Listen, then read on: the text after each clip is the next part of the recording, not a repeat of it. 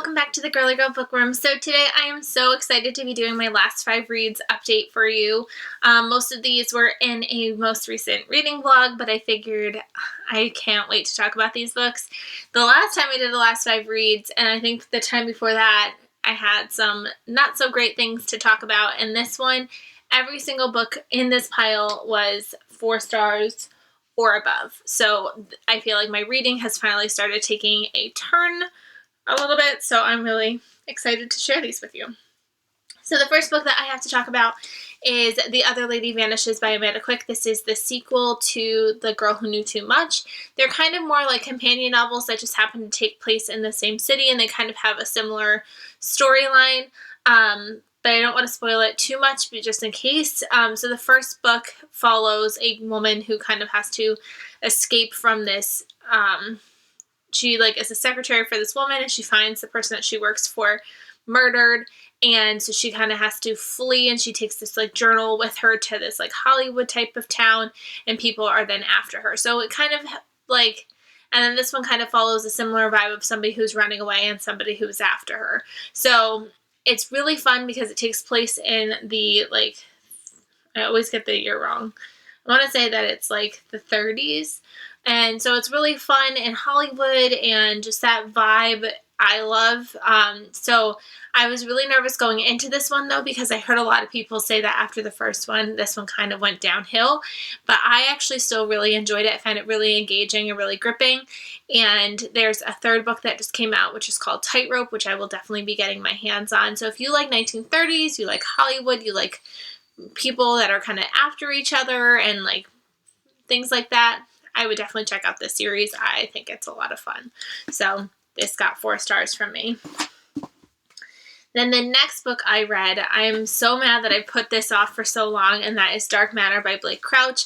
I have been avoiding this book just because of the hype. I feel like when it first came out, everybody was like, you have to read it. You have to read it. But nobody actually told you what it was about. It was just this is a book. You need to go read it. And so I kind of just always avoided it. And then when I heard it was science fiction, I was like, oh, it's going to go totally over my head. It's going to be really wordy and really tough to get through. And then somebody finally said what it was kind of about. And I was like, maybe I do want that book after all. So it was still on Book of the Month. This was an August 2016 Book of the Month, but I didn't pick it up until sometime this year, I think. Then even when it was sitting on my shelf, I was still kind of avoiding it. And then with Recursion coming out and everybody going bananas, I was like, I need to read this, see if I like Blake Crouch, and then I could buy Recursion. And I decided to read this for the Golden Girls Readathon, and I flew through this book. My husband left to go work a shift, and all of a sudden he came back and he's like, wait, you're almost done with that? I was like, yep, almost done with another one. It flew by. So this is about a man, and he is living his regular life. He's a scientist. His wife was an artist. She kind of has taken a backseat to her job, and he's kind of taken a backseat to his. He decided that he was going to be a professor instead of being this famous scientist, because they ended up getting pregnant, and now it's 16 years later, and he goes out to meet a friend, and all of a sudden he gets jumped by this guy, and he sends him off to this parallel universe kind of thing, and his goal is to get back to his family. And it's an intense ride. The middle gets a little bit slow-ish, but for the most part, like I said, I flew through this in one sitting, and I gave this one 4 stars, and I cannot wait to read more by him because this was so gripping, and I wasn't expecting that. So definitely a new top favorite. Then I picked up another book that I've been kind of not necessarily avoiding, but this is Anonymous Girl by Greer Hendricks and Sarah Pekkanen. I read The Wife Between Us last year, and I didn't love it, but I definitely had my eyes out on this one. I didn't know anything about it going into it other than I knew the Bookables didn't love it, and she gave it 2.5 stars, but everybody else seemed to be loving it. So I felt I kind of was putting it off for no real reason. So I figured now would be the perfect time to get it. It was also one of those books that I felt I couldn't read immediately once I got it, which didn't make sense. And now it's already I got this back in December from Book of the Month, and now it's July. I needed to get to it. So this, I also gave about 4.5 stars. It was definitely really gripping. It's about this girl. She's living in New York, and she is kind of strapped for money. She's kind of dealing with secrets of her past, and she's kind of moved to the city. Her family lives in Pennsylvania.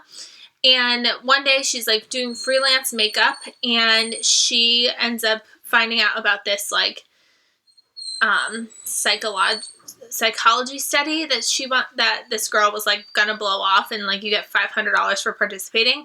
So she decides that she's going to pretend to be that girl and go to this test, because then she can get $500 and it'll set her up for a little bit.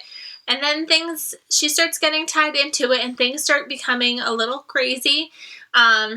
You start to not know who to trust, who to believe, what's going on with this study. Is this study legitimate? You're getting perspectives of the therapist and her, and it was really interesting. I felt like, though, I didn't end up giving it 5 stars because I felt like the reveal, not the whole reveal, but like a lot of like the big part of the reveal, I felt like we've known the entire book. So it wasn't as exciting as it could have been, but I still really enjoyed it, and I still wanted to know what was going on, so I definitely still gave it 4 stars, and I think I liked this one better than The Life Between Us. It was a little less confusing.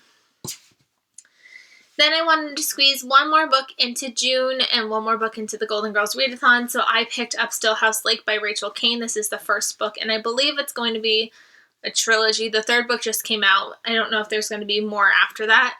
But this follows a woman, and she's got 2 children, and she finds out that her husband is actually a murderer, serial killer.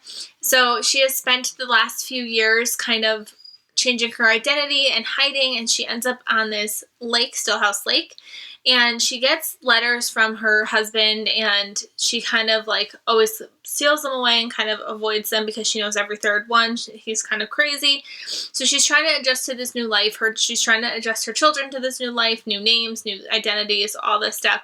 And then all of a sudden, deaths start happening around her that are very reminiscent of her husband's murders. And she's scared too because of the fact that a lot of people felt like because she was the wife, she must have known that he was killing all these people. So she gets a lot of hate, and a lot of people are after her and her family because they think that she had something to do with it. So they're trying to figure out, is she now killing all these people? Is it somebody else killing all these people? What's going on? And I really, really enjoyed this book, and I gave this book 4 stars as well. Another book that I read in one sitting, and I was able to fly right through. And I'm really excited to see what happens in book 2.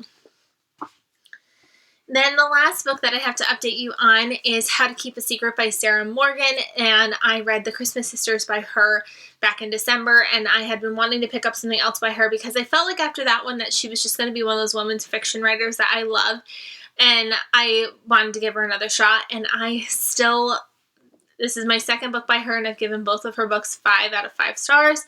This follows another family with sisters, so sisters seems to be something that she really enjoys writing about. And they all have kind of gone their own way. So this follows a sister who lives in England with her daughter and her husband. This follows the sister who lives on Martha's Vineyard, who's trying to get pregnant with her husband, and it's not necessarily working. And then her mother, who also lives on Martha's Vineyard. And something tragic ends up happening that kind of brings all of them to Martha's Vineyard to live together.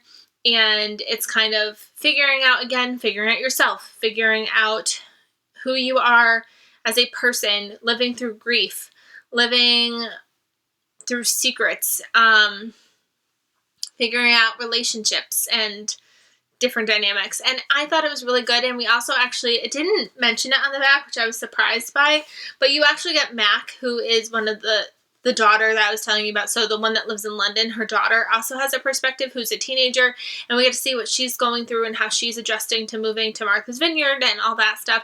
And it's hard to talk about without spoiling the biggest part, which is why they're all together. So like I don't want to spoil that part, but it was really, really good. It's really easy to get through. For a over 400-page book, it doesn't feel like that at all. So I definitely would be recommending Sarah Morgan if you like women's fiction, and I definitely want to check out more by this author for sure. I also read The Turn of the Key by Ruth Ware, which will be a separate wrap-up. After I finish filming this, I'll film that. I'm not going to include that in the next 5 reads just because I'm going to dedicate an entire video to it. So I have also read that, and I am currently reading The Memory House by Rachel Hawk, which, guys, why didn't nobody tell me that this takes place in Florida? You know I've been avoiding this book for no reason. Also, one of my most anticipated books of the year, and it takes place in Florida. I needed a book that took place in Florida all last month, and sure enough, 3 days into July, and I'm reading a book set in Florida. Thanks, guys. I hope you guys enjoyed this video. Like I said, I have this video going up. I have that Turn of the Key review that I'm going to be filming.